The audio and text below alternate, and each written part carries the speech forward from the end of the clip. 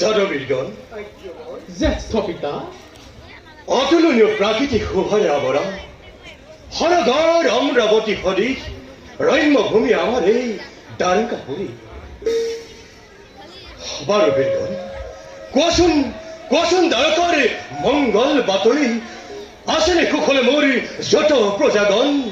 হৈছে নেকি ৰাজ্যৰ কোনো অংশত দুৰ্ভিক্ষ কিম্বা মাৰিমৰ? যাদৱ শ্ৰেষ্ঠ হে ৰাম, দ্বাৰকাৰ সকলো প্ৰজাৰেই মংগল। চৌদিশে বিৰাজ কৰিছে সুখ শান্তি নিবিড় ছায়াই। দ্বাৰকাৰ কোনো স্থানৰ পৰা অহা নাই দুৰ্ভিক্ষ কিম্বা মাৰিমৰ সংবাদ। সন্তোষিত হলো মই তোমাৰ বাণীত। হলো যদি নিতে মই প্ৰজাৰ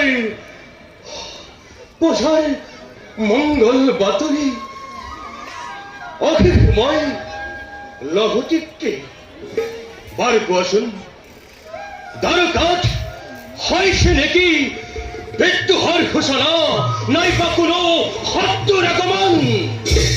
হে জ্যেষ্ঠ পিতা, সাত্যকী সাম্য গদকী আদি কৰি মহাবীৰগণ হাতোতে বৰ্তমান কোনে কৰিব পাৰে অপকাৰ দ্বাৰকাপুৰীৰ?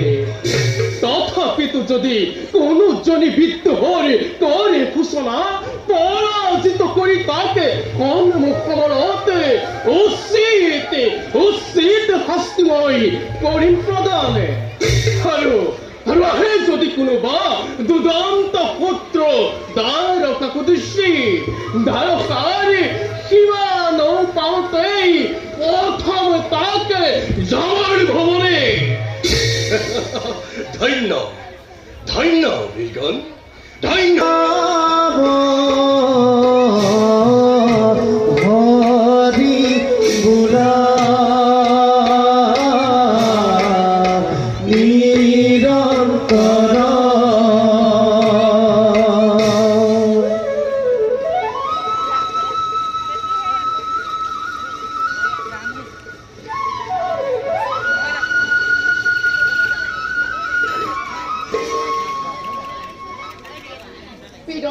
ৰাজকুমাৰী কুন্দিল কৰিময় আছিলেতে প্ৰাণৰ দেৱতা মোৰ কৃষ্ণৰ চৰণ। ধূনা সহস্ৰ বন্তিৰে পূজা কৰিছো মই, আৰু সেইবাবেই শিশুপাল জলাখণ্ডৰ দৰে ৰাজেন্দ্ৰ মণ্ডলীক পৰিহাৰ কৰি ভাতৃ মোৰ ৰুক্মবীৰৰ বিৰুদ্ধাচৰণ কৰি প্ৰাণৰ পক্ষে আনন্দৰে কটাইছো জীৱন মই দ্বাৰকা নগৰী। সঁচাকৈ ধন্য মই খাইছো কাজি মোৰ জীৱন।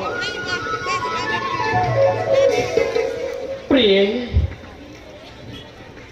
নাথ প্ৰিয়ে নাথ সেৱা কৰিব গ্ৰহণ।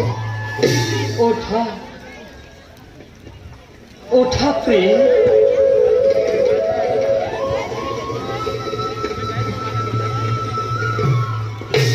নাথ কিয় দেখো আজি আপোনাৰ মুখত চিন্তাৰ আবেগ? প্ৰিয়ে, নাথ ভক্তৰ দুৰ্দশা দেখি আমি বৰ অস্থিৰ হৈ পৰিছো।